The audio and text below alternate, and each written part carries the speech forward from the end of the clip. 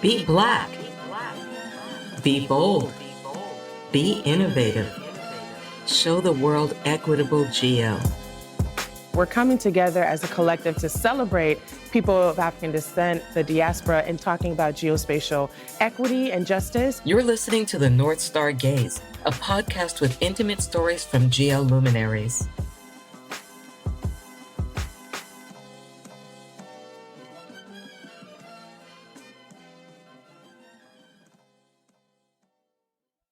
I can't tell you how excited I am to finally get the two of you in the room together. This has been a 12-month vision for getting ready to hand off the podcast to the new host. And this is something that I had always envisioned doing. One of our hosts is a podcaster. And so you understand what it takes to pull off a podcast, and it's a lot of work. And so I knew that there was a certain vision and wanted to get it right, but then also wanted to build it to the point where I can hand it off seamlessly season after season. And so to be here in this moment, I'm excited.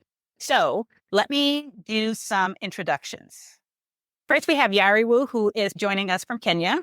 Thank you for accepting the call. I think it was last fall when I came across your podcast, Geo Habari, and I was intentional about trying to identify people who can take over hosting duties for next year. So I was all in the podcast space, and I think it might have been Vero from Afritech who pointed me to your podcast and a couple of others. And when I sat down and I listened to, from the very first episode, I think it was Earth Observation for Agriculture. And so it was something about food security. So from that very first podcast episode, I was hooked. And I was just like, wow. So I knew that if I had an opportunity to talk to you and offer you a hosting to ask you to think about it with fingers crossed and bated breath, that I was like, I hope she'll agree to do it. And this was also around the time that NorthStar was getting involved with NASA, Earth observation, and all of that stuff just aligned. I had fingers crossed that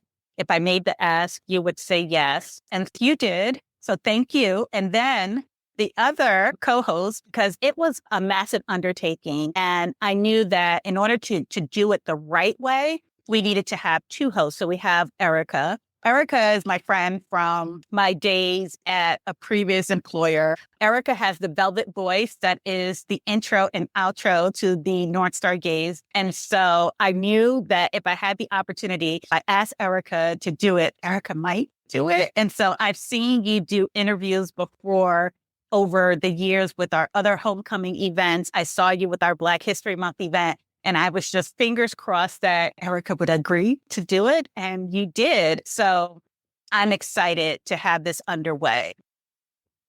Handing this body of work off, I want to ask each of you to introduce yourselves and then share a little bit about why did you say yes? We'll start with Yairwo and then go to Erica. Oh, wow. You referencing Veronique and you reaching out to her. I think a couple of years back, I'd actually bookmarked the LinkedIn page for NorthStar. And so when I bookmarked it, my thoughts were just, this looks cool. These people look cool. They look like they're doing cool things, because I'd not seen that before, a community of Black people celebrating our Blackness, our boldness and innovation. And so I just bookmarked it and moved on. And so when Veronique told me about it, I think I sent her a voice note immediately, because I sent her a voice note screaming. I was like, oh my God, I know those people. Like, I don't know them, but I know who they are. Like, I've bookmarked them before.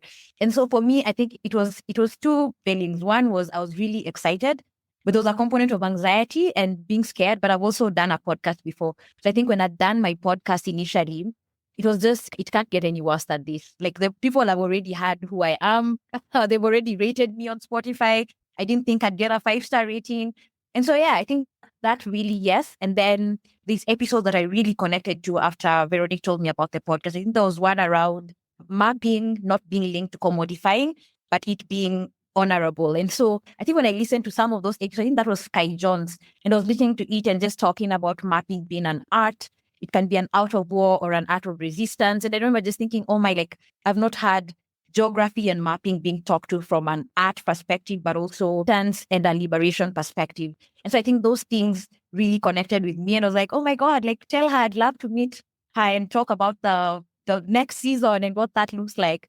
And so, yeah, that's literally why I said yes. I think I connected to the themes and the cross-cutting themes with where I am and where Kenya is and the things we are going through in terms of liberation, resistance, and just looking at mapping from that angle as well. So those are the things that really, it was a no-brainer for me after that. It was just like, okay, I want to talk to her. Thank you. I appreciate you. And same, I think as podcasters, I tend to run introvert and still have to reach out and make the ask. It's just like, I'm still sweating and I'm fangirling myself because I'm just like, oh my gosh. And so thank you for accepting the challenge. Erica, what made you say yes? Well, first of all, thank you so much for asking me. I am so proud of the work that you've done. I've been a fan of your work for quite a while now. And Habari Gani to my co-host, Yariwo. I'm so excited about having the opportunity to work with her as well. I have been on the board of NorthStar of GIS since it started, but I've been working around geography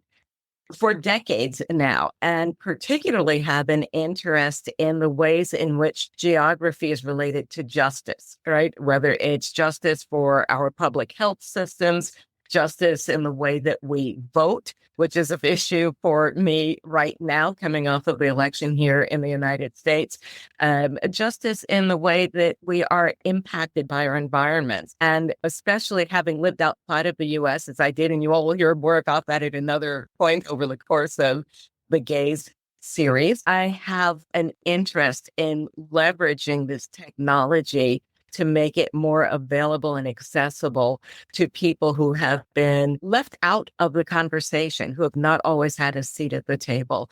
So the work that NorthStar of GIS does, and particularly the work that you've done in getting the Gaze up and going, is so important. And I'm just honored that you asked. And these are big shoes to fill. And I hope to do you proud because you've done so much work to make this happen. And we would not be here without the sacrifice that you've made. So thank you, Aisha. Well, thank you both. I've always found warmth and comfort around people of the diaspora. And so that was one of the things that was key to coming up with the homecoming event in general. We found ourselves at a point globally where there was unrest, justice was needed. We were not always welcome to stages, sometimes barred from stages. The homecoming offered us an opportunity to create a stage. And the podcast is just another variation of a stage. We're also still we're in this post-election fog of what does a future look like? It is on time to have this event around Afrofuturism, because I honestly think that if you start with the margins and you pull in, it's almost like a hug. You end up pulling in everyone that is in between the center and the margins, right? Going all the way out to the margins and then pulling it in, we end up being inclusive of most of the people who need to be included. And for those who are not, we're open and flexible enough to make those adjustments as early in the process as possible. And so it's going to take all of us. So let's go ahead and start planning this season of the podcast. We have 2 hosts, so it's going to be slightly different. And so why don't we go ahead and get to it? We've got about 20 panelists. What are you thinking? What are some things that we want to capture? I think for a start, the one thing that I'm really curious about, in layman's terms, how the different people define the theme and what the theme means to them, sort of bringing it home. So the art, Afrofuturism, and geography. I think I'm really curious about that. I really want to get all the people we are interviewing and their perspective and them narrowing it down to their themes and what it means. What does art mean to the people we'll talk to? What does geography mean to them? And more importantly, what does Afrofuturism mean to them? Because I think I also have my own definition of what that means. And it will be really interesting to sort of look at comparisons and look at the themes we have in common or what we envision as Afrofuturism. I'm excited for that. What are you excited about, Erica? Okay. I am excited to speak to people who represent a wide range of approaches to geography, right? It can be a sort of incestuous group of people who leverage GIS or who are GISPs, GIS professionals. But I'm really interested in opening up this conversation to other people who might not yet be as advanced in use of GIS, but who have a vision for where GIS can take them and their communities in the future. And also just having exposure to people who may not work in the GIS companies right now, but are leveraging this technology. So that is what excites me most, making the table bigger, if you will, for people who can sit and have a seat here.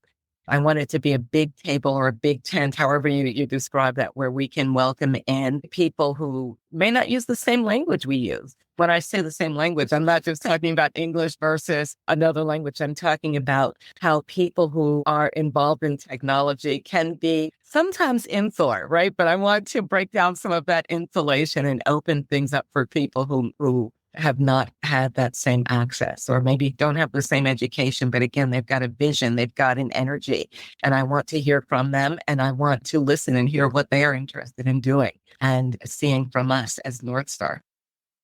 I agree. I'm excited to see how it all comes together because, again, it's the same. The podcast has existed, but it's also different because now we have two hosts and then we have a global perspective. And so behind the scenes, technologically and logistically, we're going to have to figure out how to make it work. I have full confidence that we will. It's interesting. One of the things I'm looking forward to is having a cross-generational conversation about what a future looks like. Coming off the election, I was just like, okay, well, here's our new reality, right? I had some friends, and I have a diverse pool of friends who are also parents that were like, what do we do? What does it look like to fix the system? And I was like, thank goodness I don't have to come up with that answer on my own, right? I don't have to do that. I have a 10-year-old and a 5-year-old who's just like, so how do we make the earth better? How come there's so much pollution in the air? Why can't we just tell businesses to stop making pollution? And I said, because we're in a capitalist society, where making more money is more important than having sustainability of the earth. And I can't get pessimistic because I have two small people who are watching me. And while I am disillusioned and disappointed right now, the theme of this year's homecoming is so fitting because we get to envision what a future looks like at a time where we're healthy and able, and we have the use of technology to do that. And a government can't really say, this is how you use your brain to innovate. We just do. And as Black people, we have always been the epitome of innovation, right? We're always going to own our truths. That doesn't change with an administration. That doesn't change to wherever you move us globally. It's not going to change. So I'm holding on to optimism. I'm holding on to the young minds that are going to be at this homecoming event to have this conversation. I have resources. I have some energy still left. Those young people, I believe that in the lifetime of my children, there will be monumental change, but we have to stay the course. We have to look at these foundations, and we need to either dismantle or radically mend the broken pieces. So I'm excited. Yeah. And I think I really connect with what you said, Aisha. I think that's really powerful. The fact that you said when it comes to our innovation and what's possible with that, it's actually within us. So regardless of how you move it or how you structure the system, the innovation stays with us. And I think that's where the power is, the power of the people. And I'm going to reference one of my favorite movies because I think as you talked about that, I've just been thinking of Wakanda. And I think there was a panel conversation. One of the speakers was asked, this was a Zimbabwean speaker. He's a huge investor in young people in Africa. I think he was asked, from where you sit in your perspective, referencing Wakanda, what do you think is the vibranium? I think vibranium was like the mineral that was in Wakanda, right? And it was really powerful. His answer was, I don't think Africa's strength lies even in the resources. It's in the people. And so regardless of how you manipulate and exploit and use these resources, it's the people who know best, and it's the talent that exists within the people. And so I think what you've said really resonates with me from that angle. And so I'm really excited. That's why I'm really passionate about Afrofuturism and what it means for us, for young people, and especially from an African perspective, from this continent. I mean, I think projections show 40% of the population will be African in the next a couple of years. And so I really, really resonate with what you just said. Erica, you've got this pensive look like a force from within. It's like, yeah, I am thinking about what tomorrow looks like, but not just for me. And it's so front of mind for me about how, while I have needs and wants and desires in my personal life, my little life is not the most important thing that I need to be concerned about, right? So I'm thinking about how can I be a part of making this world better for somebody else, right? How do I create legacy? How do I contribute? Thinking about your children who I've met and I think are just these brilliant little bodies of light. They're so inquisitive and talented and smart and funny. And I'm on the end of my life experience, but I still want to leave something behind for them so that little Noelle will know that somebody was thinking about her, right? When she's 35 years old and I am gone, I want her to know that somebody cared about what we are leaving for her. What are we leaving on the planet? What are we preparing for her? Are we knocking down some obstacles for her to make her way easier, her load lighter? So yeah, repentativeness it's for your children, it's for my nieces, it's for young people, young men and young women, boys and girls. What is the legacy that we're creating? And I'm emotional about this today with the election in the US just having been called. I have an obligation to do something for somebody else. I think about my parents who are no longer here, right? The things that they sacrificed for me, and I have to sacrifice for somebody else. What a day. What a day we've chosen to do this, Aisha. Oh my goodness. And the thing about podcasting is that all you have is your voice. So on that note, let's get to work. Let's do it. Thanks for listening to the NorthStar Gaze, intimate stories from geoluminaries. If you're inspired to advance racial justice in geo fields, please share this podcast with other listeners in your community. The intro and outro are produced by Organized Sound Productions with original music created by Kid Bodega. The NorthStar Gaze is produced in large part by donations and sponsorship. To learn more about NorthStar of GIS, check us out at northstarofgis.org and on Facebook or Instagram at GIS NorthStar. If you'd like to support this podcast and NorthStar of GIS, consider donating at northstarofgis.org/donate. Or to sponsor this podcast, email podcast@northstarofgis.org. You've been listening to the NorthStar Gaze.